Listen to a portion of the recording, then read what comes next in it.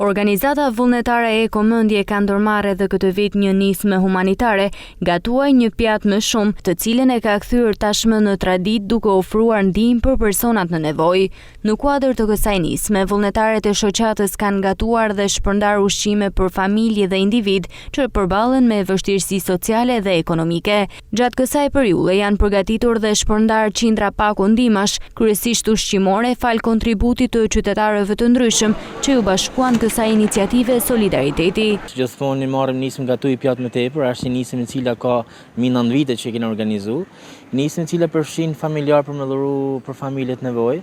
Normalisht Shkodra ka dhe traditën që ka gjithmonë e bëhet pjatë më tepër për mikun, ashtu edhe ne më dhënë sa më shumë mesazhin që njerëzit më dhuru për familjet të cilat ne çdo vit ndihmojmë për edhe çdo muaj faktikisht. Kena me shtru tavolinën në ta familjet nevojë, familjet që janë me jetim, në gjysha që jetojnë vetëm, pra që janë pa fëmijë.